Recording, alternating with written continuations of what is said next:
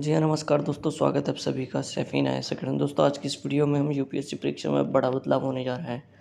इस वीडियो में हम डिटेल में समझेंगे कि क्या बदलाव होने जा रहा है और इसमें किन अभ्यर्थियों को फ़ायदा मिलने वाला है। तो दोस्तों, जो अभ्यर्थी हिंदी माध्यम से तैयारी कर रहे हैं उनके उसमें क्या क्या बदलाव होने से क्या बेनिफिट होगा।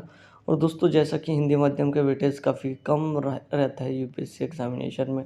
और दोस्तों, साल 2022 में एक जो रिपोर्ट पब्लिश हुई थी उसमें देखा गया था कि जो कम से कम 50% अभ्यर्थी परीक्षा छोड़ देते हैं और 50% से भी कम अभ्यर्थी परीक्षा दे पा रहे हैं। तो दोस्तों, इस वीडियो में हम डिटेल में समझेंगे और रिपोर्ट को देखेंगे क्या इसमें चर्चा की गई है। तो दोस्तों, सबसे पहले अगर भारत सरकार सिविल सर्विस यानी संघ लोक सेवा आयोग की एक प्रतियोगिता परीक्षा की पद्धति में एक बड़ा बदलाव करने जा रहे हैं। इसके लिए एक समिति बनाई गई है, उसकी घोषणा की गई है। और जो समिति है, कार्मिक पेंशन और जन शिकायत विभाग की राज्य मंत्री जितेंद्र सिंह ने हाल ही में सरकार के इस फैसलों की घोषणा की है। तो दोस्तों, डिटेल में समझते हैं और इसमें वीडियो को आप सभी से रिक्वेस्ट है कि वीडियो को ज़्यादा से ज़्यादा शेयर करें अपने फ्रेंड्स में, ताकि जो भी यूपीएससी एस्पिरेंट्स यूपीएससी एग्ज़ाम की तैयारी कर रहे हैं या करना चाहते हैं, तो इन फ्यूचर उन्हें क्या अपेक्षाएं हैं यूपीएससी एग्ज़ाम की कमेटी से। तो दोस्तों, इसमें यूपीएससी क्या छूट देने वाला है अभ्यर्थियों को। और यूपीएससी एग्जामिनेशन में ज़्यादातर अगर वेटेज देखा जाए तो हिंदी माध्यम के अभ्यर्थियों का वेटेज बहुत कम रहते हैं। तो दोस्तों, वीडियो को डिटेल में समझते हैं और वीडियो को स्टार्ट करते हैं।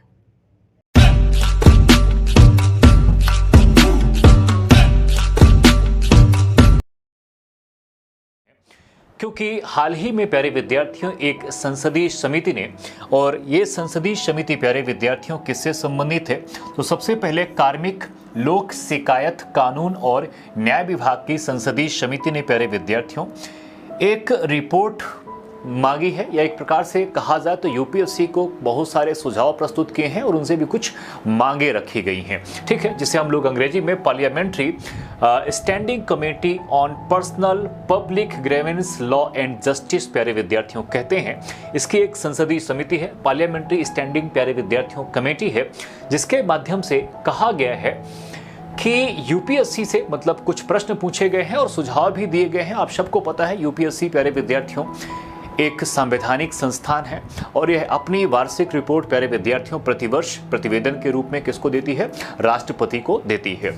इसी के चलते प्यारे विद्यार्थियों कई सारे सुझाव कई सारी समितियां पहले भी बन चुकी हैं। इन समितियों ने लगातार अपने अपने कई सारे सुझाव दिए भी हैं, जिसको समय समय पर यूपीएससी ने प्यारे विद्यार्थियों पालन भी किया हुआ है।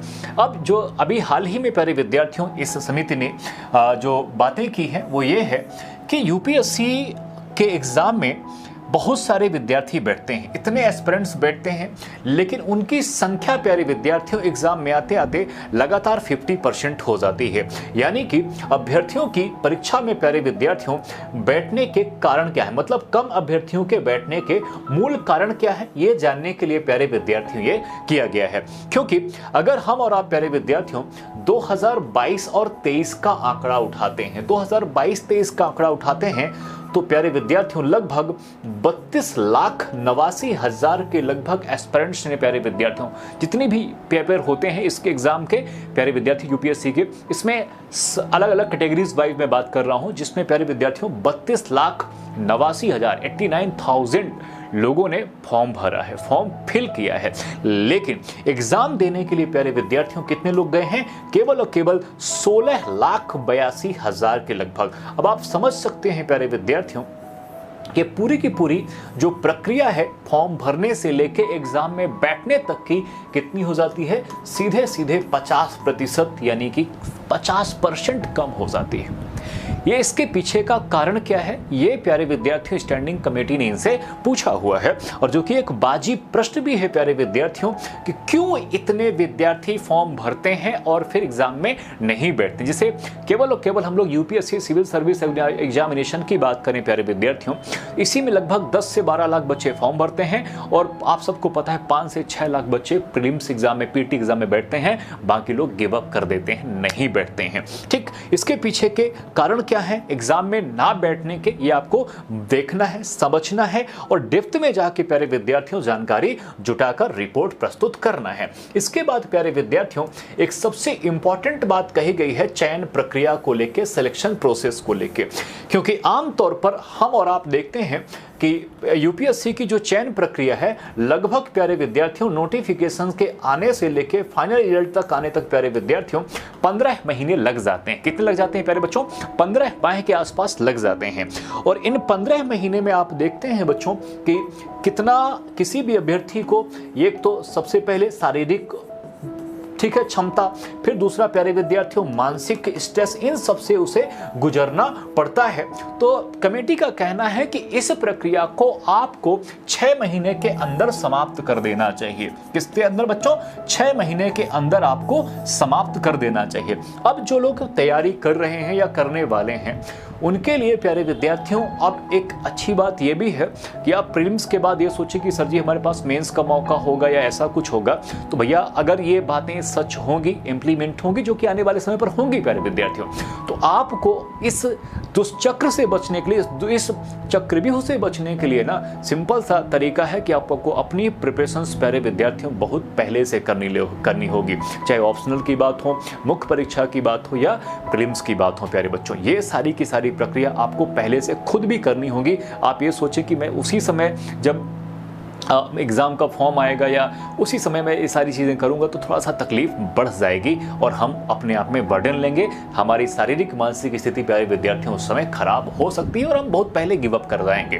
ठीक है, तो इस प्रक्रिया से आपको पूरा प्राप्त करने के लिए, क्योंकि 6 महीने में बहुत अच्छी बात है अगर देखा जाए तो, प्रीलिम्स हुआ, जल्दी से बच्चा पार्टी, मेंस हो गया, फिर आपका इंटरव्यू और फिर प्यारे विद्यार्थियों सीधे रिजल्ट बन के आप कलेक्टर बन के बाहर आ गए, है ना। न लेट न लतीफा, ना ही प्यारे विद्यार्थियों कुछ और चीज़ें आती हैं। और सबसे अच्छी बात भी है जिससे आपसे आपकी जो मानसिक स्थिति में या प्रक्रिया में कमजोरी पड़ती है वह भी देखने को नहीं मिलेगी। एक इंपॉर्टेंट बात यह भी आई है बच्चों कि यूपीएससी सिविल सर्विस एग्जामिनेशन का जो प्री आंसर की है बहुत बाद में मिलता है। एक प्रकार से देखा जाए तब तक कोई मतलब ही नहीं रह जाता है जब तक आप आंसर की देते हैं। तो कहा गया है कि ट्रांसपेरेंसी बनी रहे आपके ऊपर, यानी यूपीएससी बोर्ड के ऊपर, आयोग के ऊपर प्यारे विद्यार्थियों लोगों का विश्वास बना रहे, ठीक है, और वह भी जान सकें कि हमारे साथ सच हुआ था कि गलत हुआ था। इसके लिए आपको यूपीएससी प्री आंसर की को जल्दी से जल्दी दे देना चाहिए। अगर आप देखेंगे तो स्टेट पब्लिक सर्विस कमीशन पर प्यारे विद्यार्थियों ये आंसर की बहुत जल्दी, यानी 2-3 दिन के अंदर आप देखेंगे तो आंसर कीज अपलोड हो जाती हैं और यही प्रक्रिया की मांग यूपीएससी से भी की जाती है। अरे आप तो यार भारत के हमारे सबसे बड़े आदर्श आयोग हो और आपको ये करने में देरी नहीं करनी चाहिए ताकि ट्रांसपेरेंसी बनी रहे और बच्चों को अपने एग्जाम की प्रिपरेशन, अगले पीटी का एग्जाम किस प्रकार से देना है, किस स्ट्रेटजी से देना है, यह भी उनको प्यारे विद्यार्थियों पता चल सकेगा, है ना। तो ये भी एक इंपॉर्टेंट फैक्टर है जो कहा गया है। इसके साथ साथ प्यारे विद्यार्थियों एक गंभीर बात, शहर वर्सेस गांव, ठीक है, जिसको हम लोग English medium versus Hindi medium भी कई बार कह देते हैं, या फिर ये लड़ाई आज से नहीं, आज़ादी के पहले से लेकर प्यारे विद्यार्थी से इस संघ लोक सेवा आयोग का गठन हुआ है अब तक प्यारे विद्यार्थियों लड़ाई चल रही है। और इसमें मोदी सरकार ने प्यारे विद्यार्थियों बड़ी गंभीरता के साथ इस कमेटी से विश्वसनीयता को लेते हुए कहा है कि आप यूपीएससी का एग्जाम लेते हैं, ठीक है, आप एक बोर्ड हैं, एक आप आयोग हैं जो काम करते हैं इसमें, ठीक है। अब आप ये हमसे बताइए कि शहर का बच्चा भी और गांव का बच्चा भी उसी एग्जाम में बैठता है, सेम सिलेबस भी है, सेम पैटर्न भी है, लेकिन अगर आप देखेंगे बच्चों तो इन दोनों अभ्यर्थियों में बड़ा डिफरेंस हो जाता है, क्योंकि इनकी एकेडमिक प्रिपरेशंस देखेंगे बच्चों, इनके आप विद्यालय कहाँ से किए हैं, मतलब स्कूलिंग कहाँ से हुई है बच्चों, कॉलेज कहाँ से किया हुआ है, ठीक है, आईटी सेक्टर से हैं या किन किन विभिन्न सेक्टरों से आते हैं। अगर आप देखेंगे तो गांव के विद्यार्थी में या पिछड़े क्षेत्रों के विद्यार्थी की अपेक्षा शहर का विद्यार्थी प्यारे विद्यार्थियों ज्यादा अप टू डेट रहता है। तो आयोग से यह पूछा गया है कि इन दोनों को एक जगह लाके आप कंपीट करते हो, एक ही अखाड़े में आप लड़ाते हो, तो अब आप ये बताइए इन दोनों के लिए आप स्पेशली इन गांव के बच्चों के लिए क्या कर रहे हैं। आपका मेन कदम क्या है, हिंदी माध्यम के विद्यार्थियों के लिए आपकी सोच क्या है, या और क्षेत्रीय भाषाएं हैं उसके लिए आप क्या सोचते हैं। ठीक, इससे संबंधित आपको एक रिपोर्ट प्रस्तुत करनी है, गंभीरता के साथ एक कमेटी बनानी है, जांच करनी है। और एक सबसे बड़ी, आप सबको पता है मॉडल आंसर का प्यारे विद्यार्थियों कि इंग्लिश में बनता है, जो कि हर कोई चाहते हैं कि भैया ठीक है। तो ये शहर वर्सेस गांव की लड़ाई, और इससे अच्छा ये होगा कि हमारे गांव के बच्चे जो अच्छे खासे अभ्यर्थी हैं भी और प्यारे बच्चों कलेक्टर बने भी हैं, आईएएस उन्होंने निकाला भी है। तो अब अगर ये प्रक्रिया प्यारे विद्यार्थियों पूरी होती है तो स्वाभाविक सी बात है कि हमारी शैक्षणिक योग्यता पर असर पड़ना चाहिए। ठीक है, हमारी स्कूलिंग गतिविधियों पर, हमारी विद्यालयीन महाविद्यालयीन गतिविधियों पर, इसके साथ साथ प्यारे विद्यार्थियों की हम गांव के बच्चे भी 360 डायमेंशनल से सारी चीज़ों को ले सकें, और हमारा प्रेजेंटेशन किस प्रकार से होना चाहिए इन शहर के मुकाबले पे, ये थोड़ी सी गाइडलाइन यूपीएससी की तरफ से जारी होनी चाहिए। ठीक है, इसका मतलब ये नहीं है कि इंग्लिश मीडियम या शहर के बच्चों की उपेक्षा की जानी चाहिए, क्योंकि आप सबको पता है दोनों ही प्यारे विद्यार्थियों देश के ही व्यक्ति हैं, है ना। लेकिन अगर कोई खुदा न खास्ता आगे निकल चुका है, ठीक है बच्चों, तो स्वाभाविक सी बात है कि जो आपसे पीछे रह गया है उसके लिए कुछ विशेष प्रोविजन, कुछ विशेष प्यारे विद्यार्थियों शक्तियां आपको देनी चाहिए। इससे संबंधित स्टैंडिंग कमेटी ने अच्छी खासी मांग रखी है। अब अपन देखते हैं कि क्या होता है इसके बाद प्यारे बच्चों।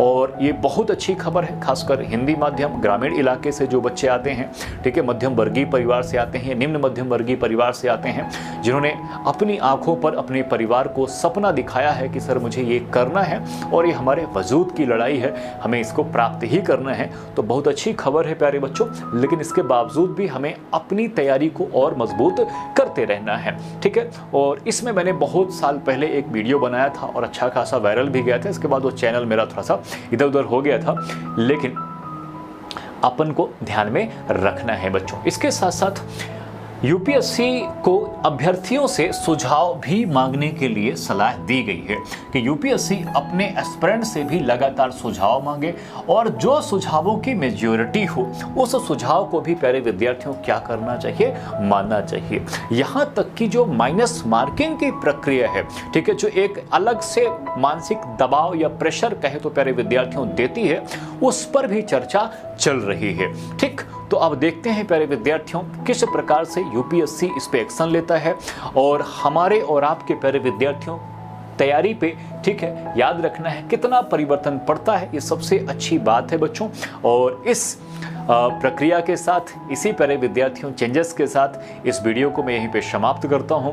आशा करता हूं जो भी आप लोग, आपके अंदर जो मंतव्य हैं, इन मंतव्यों को कमेंट बॉक्स में ज़रूर कमेंट करिएगा, और चैनल को प्यारे विद्यार्थियों सब्सक्राइब कर लीजिएगा। और इसी प्रकार से यूपीएससी फॉर्मूले को जानने के लिए हमारे चैनल को सब्सक्राइब कर लीजिए। और हिंदी माध्यम का प्यारे विद्यार्थियों और मजबूत करना है अपन को, रिजल्ट साथ में करना है, खूब पढ़ना है, 360 डिग्री डायमेंशंस में पढ़ के प्यारे विद्यार्थियों अपने एग्जाम को क्लियर करना है।